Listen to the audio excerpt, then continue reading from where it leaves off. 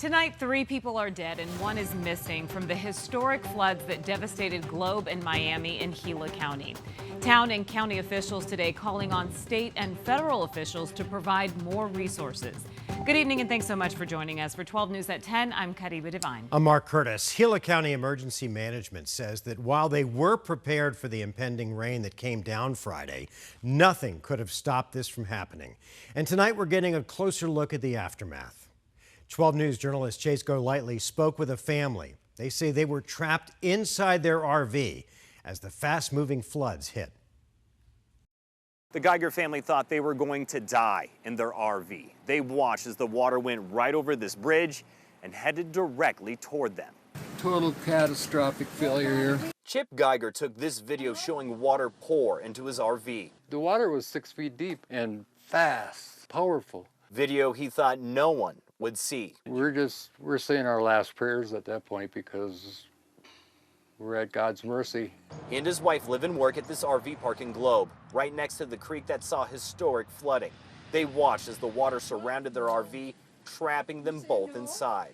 You couldn't step out into it because it would just sweep you away. The current so strong, they saw other RVs getting moved. And we're watching our next door neighbor. We watched him float away. Then, as the water continued to climb, they started to move. Going over. Oh, God. Their RV began to tip. We were terrified. They called 911, but knew there was nothing that could be done to save them. What stopped them from falling over? This tree saved our lives. Without that tree, we would have went over and we'd have been done. What felt like 10 hours of chaos ended with both of them leaving their RV with their lives. I believe that there was spiritual intervention that we're here today. But they lost everything else. Their RV, Jeep, and a majority of their belongings besides the clothes on their backs. It's totally destroyed. There's 3 inches of mud. Anything on the floor or near the floor was ruined.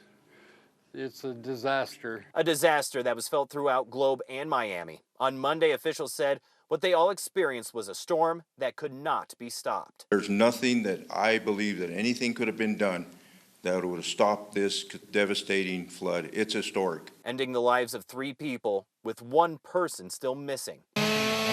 Crews are continuing cleanup efforts to clear the creek of dozens of cars, propane tanks, and downed trees.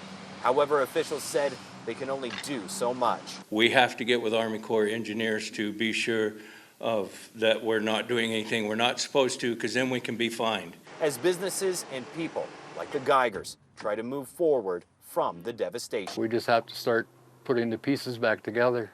Cleanup, along with search and rescue operations, will pick back up again tomorrow morning, but at this time, it's not clear how long it's going to take to restore both towns.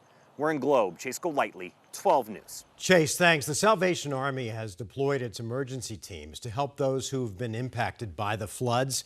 If you want to help those in need, text GLOBE, G-L-O-B-E, to 51555. When you do that, you'll get a link to donate. 100% of the money goes to disaster relief efforts and is used for cleanup as well as to buy food and other essentials for the people up there. Again, text GLOBE to 51555 and you'll receive a link to donate. Friday's storms brought some intense rain to the valley, and several people captured video showing driverless Waymo vehicles stuck in the floodwaters, prompting some safety concerns. So what does this mean for the company? 12 News journalist Bianca Bono is joining us live in studio tonight.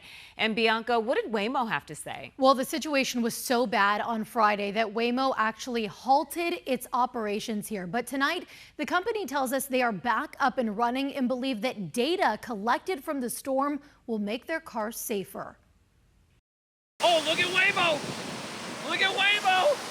He doesn't know what to do! Dramatic videos showing driverless Waymo vehicles drive directly into flooded roads. We got Waymo problems, everybody. It happened across the valley Friday as torrential rain hit Arizona. While most drivers turned around after encountering standing water, many of these autonomous cars did not, stranding their passengers, prompting Waymo to pause all operations in the area. This was an unusual event. Andrew Maynard is is a professor of advanced technology at ASU. Were you surprised that they didn't handle this weather differently? I wasn't, simply because we like to think of them as sort of being the equivalent of human drivers, but they're not. People are trained to adapt to very unique situations. These cars are trained to deal with what they know. And of course, when you're presented with a flooded road, the sensors on these cars simply cannot tell whether that's just surface rain or whether it's 3 foot deep. So, of course, they're going to be confused. They can't see under the water. These incidents come as Waymo prepares to roll out its fleet in its first winter weather city in Denver and test in New York City. The company previously said its system is built to autonomously sustain operations in harsher climates. Do you have any concerns about Waymo rolling out in these cities that are prone to more extreme weather after seeing how they responded here? I don't have concerns because Waymo are being very, very pragmatic here, and they're using these other cities as very cautious training grounds. Back in the valley, Waymo vehicles were back up and running by Sunday morning. Maynard believes the cars will learn from Friday's rain event, and he'll be closely watching what happens the next time they encounter severe weather. The test is what happens second time or third time. If they still keep messing up second time and third time, we know there may be an issue. And Waymo says these situations provide critical data they use to respond to future extreme weather conditions. In this case, they say the conditions just deteriorated too fast.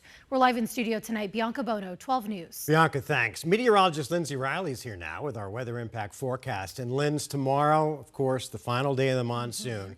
Are we clear for this week? We are completely clear. So we're going to see quite the opposite weather pattern that we had last week, where we had the storminess, we had the high humidity, the high temperatures. This week, temps are going to be basically in the double digits almost every day. We don't have any rain in the forecast, and the humidity has dropped off considerably. So things improving as we go through this week, with monsoon 2025 coming to an end tomorrow. Here's our Phoenix rain chances this week. 0%, and that is not just limited to the lower deserts. This is the high country as well. So up in northern Arizona, we can expect some nice dry and sunny days ahead.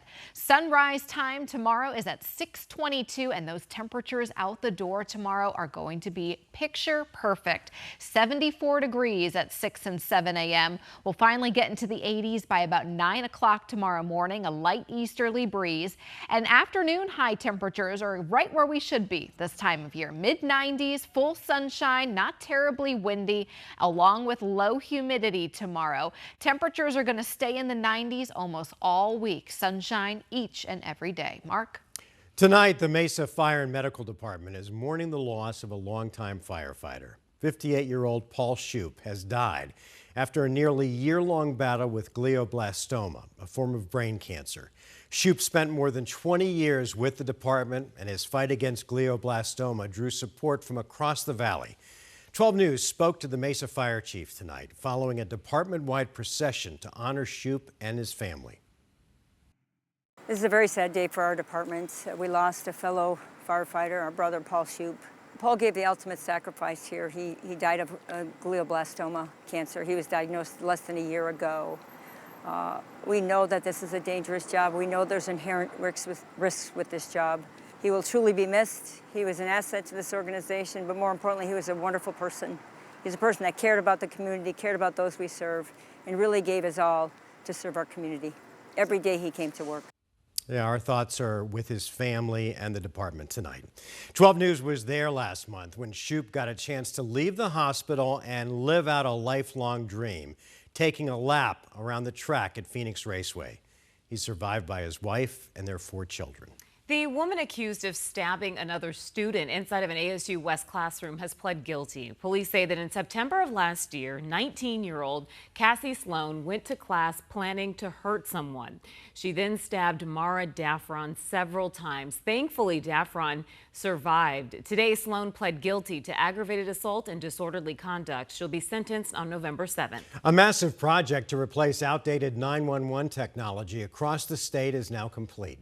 Today, Governor Hobbs was at the Chandler Police Department to see the new technology in person. The system was created with cell phones in mind. It's more accurate and can pinpoint a caller's location within 3 feet. And if necessary, people in an emergency can text 911 and even send photos or videos to give more details if it's not safe to call. So there is so much that goes into keeping our law enforcement officers safe and making sure that they have the tools to respond when they need to respond to the community. And the improvements we've made to the 911 system, obviously were in place before I started, but we made it a priority to get them rolled out as quickly as possible. And it's gonna make a huge difference for people in the community. The updates were a long time coming. Some of the technology that was replaced had been in use since the 1960s.